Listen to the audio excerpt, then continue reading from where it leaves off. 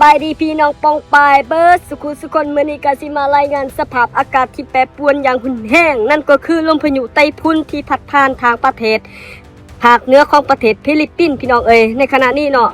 นี่เฮามาซุ่มเบิ่งว่าลมพายุนี่อย่างรุนแรงมาซำใดก็เฮาไปเบิ่งนํกันพี่น้องเอ้ยและมันจะจุดจบในวันที่ใดเฮาก็ไปเบิ่งไปติดตามนํกันพี่น้องไปลุย let's go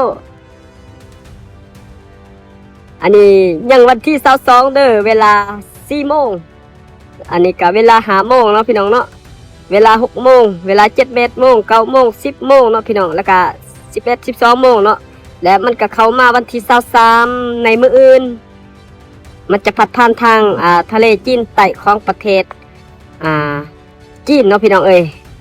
แล้วมันก็สิได้เข้าในฮ่องกงในวันที่24อย่างเต็มตัวพี่น้องเอ้ยเอามาเบิ่งนํกันว่ามันจะเข้าในประเทศฮ่องกงอย่างรุนแรงซำใดมาเบิ่งนํกันพี่น้องโอ้นักหน่วงพี่น้องเอ้ยลมพายุอันนี้นี่ตึกถล่มแน่นอนมันจะเข้าในวันที่24แล้วก็สุดท้ายมันก็เข้าในวันที่25อยู่ทางอย่างยูลินนี่พี่น้องเอ้ยแล้วมันจะได้เข้าในวันที่25อย่างเต็มตัวแล้วก็วันที่25ตอนแรงมันจะได้สิ้นสุดอยู่ประเทศเวียดนามและประเทศจีนบัดนี้ก็ได้รายงานสภาพอากาศที่ข้าพเจ้าได้รายงานมานี่ก็คือว่าได้จบแล้วเด้อพ่อแม่พี่น้องเอ้ยโอกาสน่าจะสิได้พบกันใหม่ในEP ต่อไปเนาะพี่น้องเนาะจะรายงานลมพายุที่มาอย่างรุนแรงนี่พี่น้องเอ้ย